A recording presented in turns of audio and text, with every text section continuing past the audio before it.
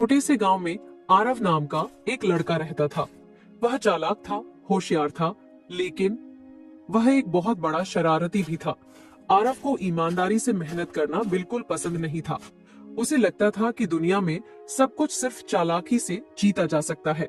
जब उसके माता पिता उसे समझाते, बेटा, मेहनत और ईमानदारी ही असली ताकत होती है। तो वह हंसकर कहता, अरे माँ, ईमानदारी से कुछ नहीं मिलता। दुनिया में सिर्फ होशियारी चलती है।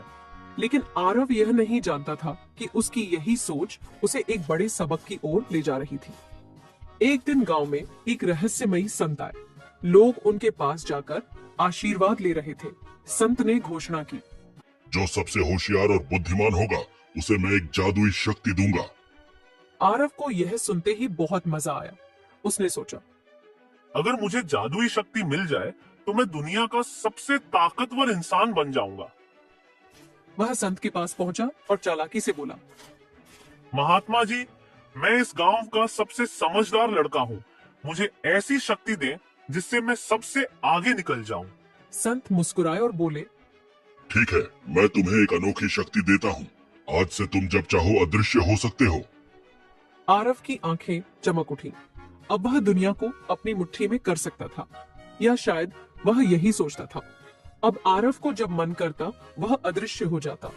वह दुकान से मिठाई चुराकर मजे से खा लेता। राजा के महल में घुसकर चुपचाप चीजें गायब कर देता। बच्चों को डराकर हंसता। हाँ, मुझे कोई नहीं पकड़ सकता।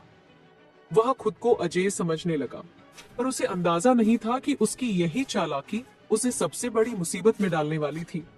धीरे धीरे गांव में अजीब घटनाएं होने लगी। दुकान वाले कहते, मेरा सामान हवा में गायब हो गया। राजा परेशान थे। मेरे महल से चीजें गायब हो रही हैं, लेकिन कोई दिखाई नहीं देता। बच्चे डरने लगे। कोई अदृश्य ताकत हमें तंग कर रही है। राजा ने संत को बुलाया और कहा, गांव में कोई अदृश्य होकर सबको परेशान कर रहा है। हमें इसे रोकना होगा। संत मुस्कुराए और बोले, वह खुद ही पकड़ में आ जाएगा। बस उसे उसकी असली ताकत का सामना करने दो। राजा ने पूरे गांव में घोषणा करवाई, आज रात महल में एक दिव्य दर्पण लगाया जाएगा, जिसमें हर चीज का असली रूप दिखेगा। आरव ने सोचा, अरे, ये सब झूठ है। मैं तो अदृश्य हूँ, कोई मुझे नहीं देख सकता। वह राजा का मुकुट चुराने के लिए महल में घुसा। लेकिन जैसे ही उसने मुकुट को छुआ, वह दर्पण में साफ साफ दिखने लगा। गांव वाले चौंक गए। अरे, ये तो आरव है। तो ये सारा खेल तुम खेल रहे थे। आरव के पैरों तले जमीन खिसक गई। वह भागना चाहता था, लेकिन वह भाग नहीं सका, क्योंकि उसे एक बात समझ आ गई थी। असली ताकत जादू में नहीं, सच्चाई में होती है। आरव ने संत के पैरों में गिरकर कहा, मुझे माफ कर दो। मैंने अपनी शक्ति का गलत इस्तेमाल किया। अब मैं बदलना चाहता हूँ।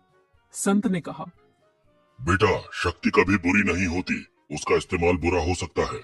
असली ताकत चालाकी में नहीं, बल्कि भावना, ईमानदारी और मेहनत सान में होती है। अब आरव ने ठान लिया कि वह अपनी होशियारी का इस्तेमाल अच्छे कामों के लिए करेगा। अब आरव गांव का सबसे ईमानदार लड़का बन गया। उसने अपनी शक्ति को छोड़ दिया और मेहनत से राजा का सबसे बड़ा सलाहकार बना।